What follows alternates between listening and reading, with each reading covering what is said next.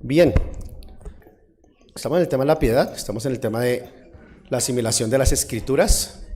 Entonces, el primer tema que vimos acerca de la asimilación de las escrituras es escuchar la palabra de Dios. La clase pasada vimos leer la palabra de Dios. Dijimos que íbamos a ir de lo más fácil a lo más difícil. ¿Y cuál es el tema de hoy? Estudiar la palabra de Dios. Bien. Quiero que imagine esta escena. Usted va navegando a lo ancho de un lago transparente y brillante, en una lancha de motor. Usted puede contemplar la hermosura de ese lago, ¿cierto? Puede contemplar también su entorno, pero de una manera muy rápida, ¿sí? De una manera muy rápida. Esto puede compararse a solamente leer la Biblia, como lo vimos en la clase pasada, ¿cierto? Un hermoso lago, una hermosa escena, pero de manera muy rápida, ¿cierto? Ahora imagínese usted atravesando ese mismo lago, pero en una lancha con un fondo o con un piso de cristal, de vidrio, ¿cierto? Y lo está realizando de una manera más lenta. En este estado, ¿qué pasa? En este estado usted puede ver las grandes maravillas que hay bajo las aguas. Tal vez contemplar los diferentes peces, tal vez contemplar las diferentes y hermosas rocas que hay allí, ¿cierto? Puede usted estar mirando con mucho más detalle lo que hay debajo de las aguas, ¿cierto? Esto, hermanos, es comparado con el estudio y con la meditación de la palabra de Dios. Ir al detalle. Así como en la lancha con ese fondo de vidrio lo lleva por debajo de la superficie de las aguas, pero una observación sin apuro de la claridad es comparable con los detalles que normalmente se escapan cuando solamente leemos las escrituras, cuando solamente leemos un texto. No vamos al detalle, pero cuando vamos como en esa lancha con ese fondo cristal y nos fijamos en muchas cosas, es cuando entramos a estudiar las escrituras. Dice aquí el autor: la lectura nos da amplitud, pero el estudio nos da profundidad. La lectura nos da amplitud, tenemos un panorama general, ¿cierto? Pero el estudio nos da profundidad. Con el estudio de las escrituras vamos a los más mínimos detalles de lo que el texto nos quiere decir, de lo que el texto nos quiere enseñar, ¿cierto? De lo que el Señor está hablando a través de la palabra de Dios. Vamos a ver, queridos hermanos, 3 ejemplos. Yendo al libro de Esdras, en el capítulo 7, versículo 10. Esdras, capítulo 7, versículo 10.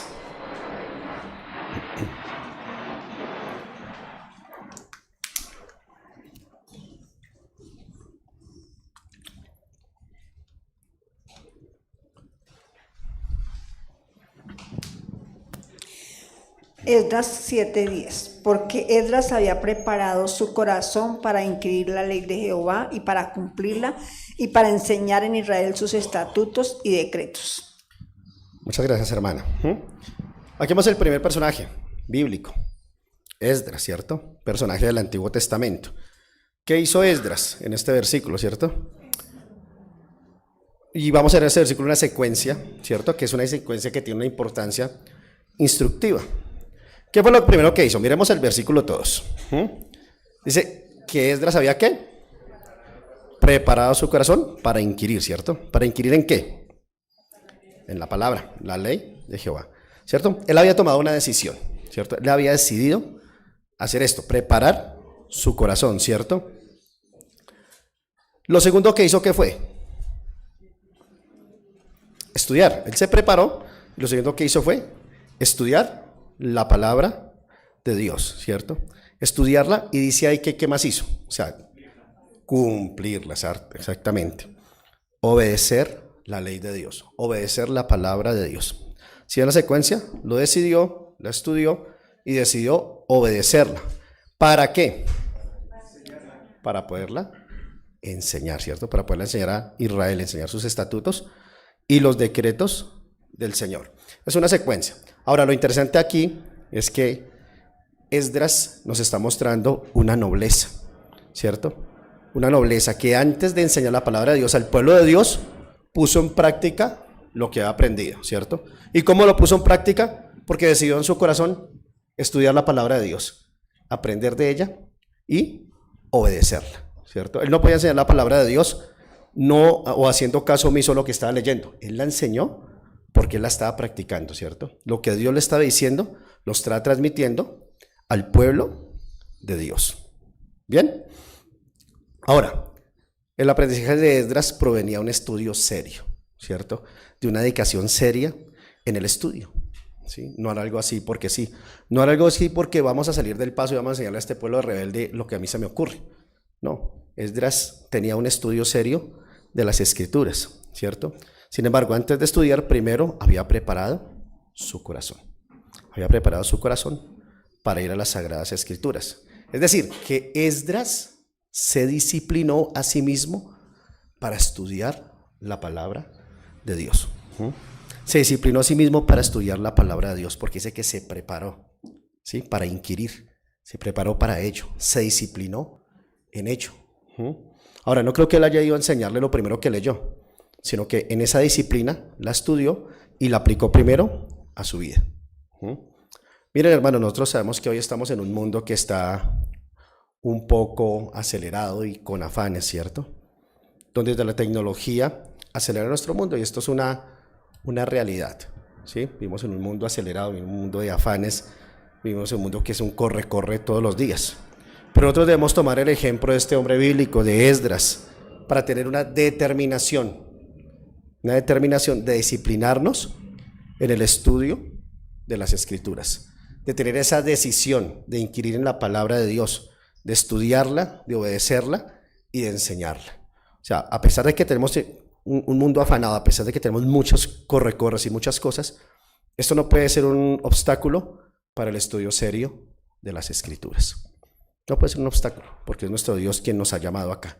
Por Dios, por la obra del Señor Jesucristo y por el convencimiento del Espíritu Santo, nosotros estamos acá. Pero también tenemos una responsabilidad como creyentes, ¿sí? Que es inquirir, estudiar y predicar la palabra de Dios. Y debemos disciplinarnos en eso.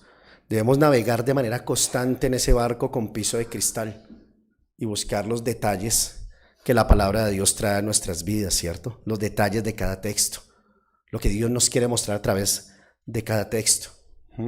La leemos y tenemos un panorama general, pero cuando comenzamos a mirar esos detalles, el Señor comienza a mostrar muchas cosas para la vida del creyente, ¿cierto? ¿Y cuál es el objetivo de esto? Que nos llevará a ser más semejantes a nuestro Señor Jesucristo, a vivir una vida piadosa. De hecho, cuando empezamos este tema acerca de la asimilación de las Escrituras, decíamos que este es el más importante acerca de la piedad, porque nosotros no vamos a conocer o a ser piadosos y a ser más semejantes a nuestro Señor Jesucristo si no es por el conocimiento de las Escrituras. No hay otra forma, ¿cierto? No hay otro medio. Podremos escuchar muchas cosas, pero solo cuando nosotros vamos a los detalles, comenzamos a conocer la palabra de Dios, comenzamos a estudiarla, ¿cierto? Comenzamos a llenarnos, a alimentarnos de ella, a tener ese alimento sólido, nosotros comenzamos a crecer en el Señor, comenzamos a ser más piadosos, ¿cierto? Y vamos a ser más semejantes a Él. ¿Bien hasta ahí? Ok. Hechos 17:11.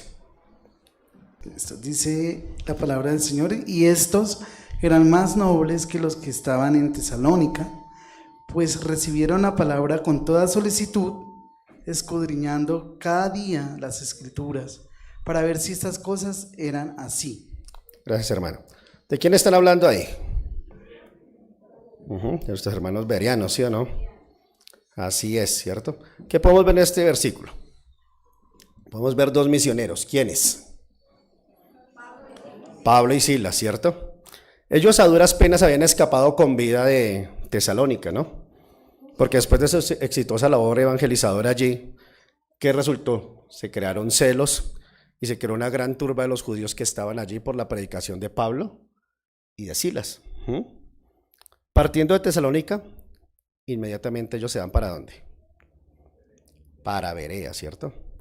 Y como era de costumbre de ellos, y lo mismo sucedió en Tesalónica, entraron en la sinagoga de los judíos, ¿cierto?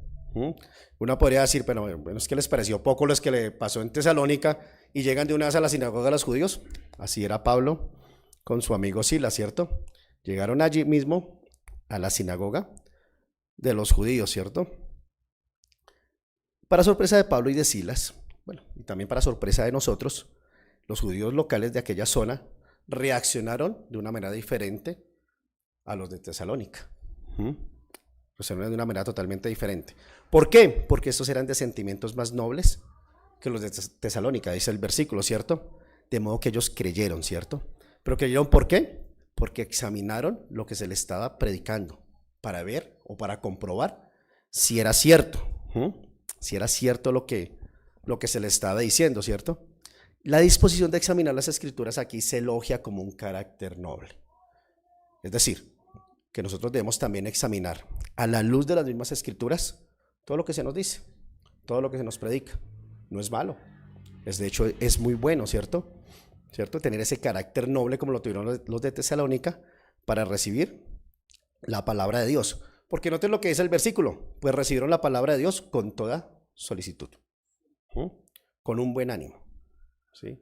No por buscar contienda, no por querer contradecir a Pablo o a Silas, sino con toda solicitud. Y escudriñaron lo que se le estaba predicando.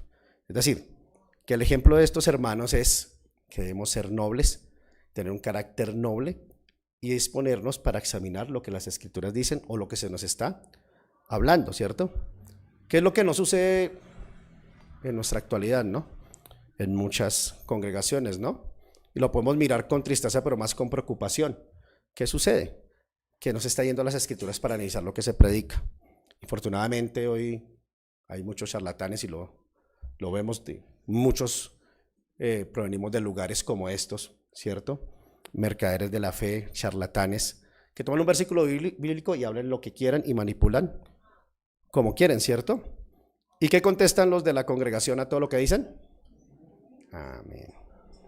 Si hubieran un estudio serio, dirían también a mentirosos. Sería una reacción totalmente diferente. ¿Por qué? Porque muchas veces ellos dan por sentado, ¿cierto?, lo que estas personas les están diciendo. Por lo mismo, porque no hay un estudio serio, porque no hay la capacidad de decir, bueno, voy a ir a las escrituras si realmente esto es verdad o esto es mentira, o si es verdad voy a aprender más de ello o voy a indagar más en ello. No hay ese espíritu noble que tenían los de Berea, ¿cierto? No se analiza lo que se está predicando. Y esto es muy peligroso, porque infortunadamente ha sucedido y tristemente eso hace que muchas personas vayan allí, ¿cierto? Pasa con gran frecuencia, y digamos que es preocupante porque nosotros que hemos conocido la palabra de Dios y como lo estamos viendo aquí, que podemos ir a los detalles de la palabra de Dios, tal vez también estamos siendo perezosos en ese asunto del estudio de las escrituras y de predicar el evangelio, ¿cierto? Ahora nosotros tenemos la responsabilidad total de escudriñar las escrituras, la palabra de Dios.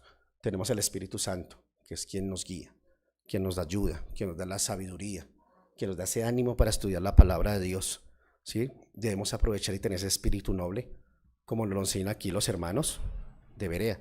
Debemos hacerlo. No es una opción para el creyente, no es una opción para el cristiano. Es un deber que nosotros tenemos. Es un deber que nosotros debemos asumir y que debemos llevar con toda responsabilidad para tener ese espíritu noble como ellos. ¿Listo? Tercero, segunda de Timoteo 4:13. Segunda de Timoteo, capítulo 4, versículo 13. Trae cuando vengas el capote que dejé en Troas, en casa de Carpo, y los libros, mayormente los pergaminos. Gracias, hermana. Aquí una citación del apóstol Pablo. ¿Dónde está el apóstol Pablo? Preso. En la cárcel, ¿cierto? Dice que aquí el apóstol Pablo ya tal vez está escribiendo el último capítulo de su última carta del Nuevo Testamento. Ahora, ¿qué revela este versículo? La petición personal de Pablo a su amigo Timoteo. ¿Qué refleja también? Su estado emocional y físico en ese momento. Lo primero que Pablo le dice es, bueno, trae cuando vengas el capote que dejé en Troas. ¿En casa de quién? De Carpo, ¿cierto? La solicitud de la capa indica que Pablo se encontraba en una situación de necesidad, ¿cierto? Probablemente estaba enfrentando frío, estaba en una situación difícil, tal vez estaba en una situación incómoda en su encarcelamiento. Si nosotros leemos más adelante, dice que estaba teniendo problemas allí. Ahora, ¿también qué le piden? No solo la capa, sino también le piden los libros y los pergaminos, ¿cierto? Que Pablo pedía seguramente incluían las copias de las escrituras. En su confinamiento frío, en su confinamiento horrible, el apóstol piadoso pidió dos cosas: un abrigo para ponérselo y calentar su cuerpo, y la palabra de Dios para estudiar y calentar su mente y calentar su corazón. Sugiere también esto, que cuando pidió o hace mención de los libros y pergaminos, él valoraba también el conocimiento y también estaba valorando la enseñanza hasta sus últimos días. Hasta sus últimos días, independiente de la situación que estaba viviendo, ¿cierto? Tal vez las enfermedades que estaba pasando, para él su mayor tesoro era que le llevaran sus libros y sus pergaminos para seguir creciendo en el conocimiento y en la enseñanza. ¿Quién era el apóstol Pablo? ¿O qué había visto? Él había tenido visiones, había visto al Señor. Leamos por un momento Hechos, capítulo 9, versículos 5 y 6. Hechos 9, 5 y 6. Hechos 9, 5, 6. Él dijo: ¿Quién eres, Señor? Y le dijo: Yo soy Jesús a quien tú persigues. Dura cosa te es dar coces contra el aguijón. Él, temblando y temeroso, dijo: Señor, ¿qué quieres que yo haga? Y el Señor le dijo: Levántate y entra en la ciudad, y se te dirá lo que debes hacer. Miren quién era Pablo. Qué experiencia tan maravillosa de su conversión, ¿no? O sea, todo lo que vivió Pablo, ¿cierto? Había experimentado el poder del Espíritu Santo, aún para milagros. Había hecho cosas, había sanado personas, ¿cierto? Y hasta Dios le permitió escribir las Sagradas Escrituras, ¿cierto? O sea, es algo impresionante la forma que Dios utilizó a Pablo, ¿cierto? Y verlo en esta condición, en esta situación, él seguía valorando, allí en la cárcel, él seguía valorando la enseñanza y el conocimiento. Aún en esa situación que él se encontraba, él lo seguía valorando, ¿cierto? Entonces, Dios le permitió también escribir las Escrituras. Mire lo que dice 2 de Pedro 3:16, cuando Pedro habla de él. Como también nuestro amado hermano Pablo, según la sabiduría que le ha sido dada, os ha escrito, casi en todas sus epístolas, hablando en ellas de estas cosas, entre las cuales hay algunas difíciles de entender, las cuales los indoctos inconstantes tuercen, como también las otras Escrituras, para su propia perdición. Con todo esto, sin embargo, siguió estudiando Pablo la palabra de Dios hasta que murió. O sea, todo lo que experimentó Pablo, la forma en que el Señor le usó, a donde Dios lo llevó, y aún a la misma cárcel, a la misma prisión, experimentando dificultades, aún allí, Pablo seguía anhelando la palabra de Dios, ¿cierto? Por algo le pidió a Timoteo: tráeme contigo los libros y los pergaminos. O sea, qué espíritu noble el de Pablo, qué espíritu noble como lo hacía, que aún en esa situación anhelaba más y más de la palabra de Dios. Así que si Pablo, con todo lo que sabía de primera mano acerca de Dios, acerca del cielo, acerca de nuestro Señor Jesucristo, de milagros y de demás cosas, necesitaba y era consciente que necesitaba estudiar la palabra de Dios, seguramente usted y yo necesitamos más y más estudiarla. Y deberíamos tener aún más disciplina para poder hacerlo con la seriedad que se debe hacer. Ahora, entonces aquí surge una pregunta: ¿por qué no lo hacemos? Otra pregunta: ¿por qué tantos cristianos descuidan el estudio de la palabra de Dios? Miren lo que dice R.C. Sproul acerca de esto, y lo expresa dolorosamente bien. Dice: he aquí el verdadero problema de nuestra negligencia. Nosotros fallamos en nuestro deber de estudiar la palabra de Dios, no tanto porque sea difícil de ser, no tanto porque sea difícil de entender, ni porque sea pesada o sea aburrida, sino porque es un trabajo, o sea, demanda un esfuerzo. Nuestro problema no es que nos falte inteligencia o pasión, nuestro problema es que somos perezosos. Nuestro problema es que somos perezosos. ¿Por qué? Porque la palabra demanda un esfuerzo, demanda un trabajo. Conocer los detalles de la palabra de Dios nos va a demandar más trabajo, nos va a demandar tiempo, nos va a demandar disciplina y a veces no queremos. A veces no queremos y dice aquí Sproul que ese es el problema, que somos perezosos. Y además de la pereza, parte del problema para algunos puede ser la inseguridad de cómo estudiar la palabra de Dios o incluso de dónde empezar. No se sabe ni cómo lo hacemos, no se sabe a dónde voy, qué empiezo leyendo, qué empiezo haciendo, ¿sí? Y tal vez no le hallamos un norte o un sentido al estudio de las Escrituras. Entonces vamos a ver unas aplicaciones prácticas para ello, queridos hermanos. En realidad, empezar no es tan difícil. La diferencia básica está entre la lectura bíblica y el estudio bíblico, no es más que un lápiz y un papel, ¿cierto? O un medio donde usted tenga para poder escribir lo que usted está leyendo, ¿cierto? Lo que usted está pensando acerca de ese texto que está leyendo. Por ejemplo, se pueden anotar los comentarios que usted puede hacer acerca del texto, ¿cierto? Mientras le escriba las preguntas que se le ocurran, el por qué, cómo, cuándo, ¿cierto? Si su Biblia tiene referencias cruzadas, busque las que se relacionan con los versículos que usted está leyendo, ¿cierto? Eso también le puede dar lugar a varias preguntas, ¿cierto? Y después tome nota de las ideas que allí vayan surgiendo. También dice aquí, me parece interesante, busque alguna palabra clave en su lectura, ¿cierto? A veces hay palabras, digamos, por ejemplo, la Reina Valera 1960, la palabra a veces que uno dice, bueno, pero ¿usted qué puede significar? ¿Cierto? Y tal vez una sola palabra le puede uno despejar el panorama del versículo, del texto que usted está leyendo en ese momento. Que esa es una buena forma de hacerlo, buscar su significado, ¿cierto? También use la concordancia muchas veces que al final de las Biblias para analizar otras referencias que pueden hablarle acerca de ese mismo texto, ¿cierto? Y anote una vez más sus conclusiones. Dice que otra forma es resumir un capítulo o un párrafo a la vez. Cuando termine el capítulo, pase al siguiente hasta que haya resumido todo el libro. Entonces usted va a tener un panorama también muy grande.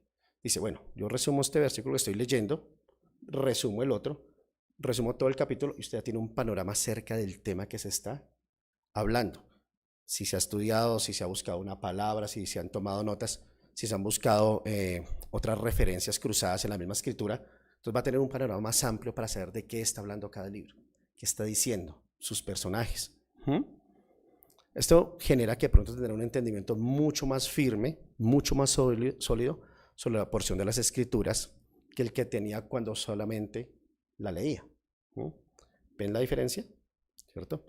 Entonces, en la lancha rápida tenemos un panorama gigante, pero en la lenta, con un piso de cristal, vemos los detalles, ¿cierto? Y tenemos un panorama firme, sólido acerca de la porción de las Escrituras.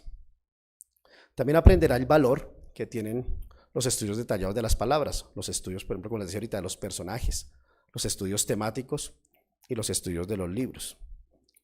También descubrirá una nueva riqueza en las Escrituras a medida que aumenta su entendimiento acerca de la gramática, del marco histórico, el marco cultural, el marco geográfico, que rodean el texto y que contribuyen mucho a su interpretación, ¿cierto? Eso ayuda bastante, conocer la cultura, conocer la geografía del sitio donde se está hablando, ¿cierto? O sea, por ejemplo, conocer la geografía cuando los viajes misioneros de Pablo ayuda mucho a entender el texto. Y es importante, hermano, no deje que el sentimiento de insuficiencia lo aleje del deleite de aprender, ¿cierto? Lo aleje del deleite de crecer más en el conocimiento de la Biblia cuando usted lo hace por su cuenta. Ahora, ¿qué puede hacer para mejorar su asimilación de la palabra de Dios? A menos que se dificulte providencialmente, por lo menos debería unirse a un grupo de creyentes con los cuales pueda estudiar la palabra de Dios.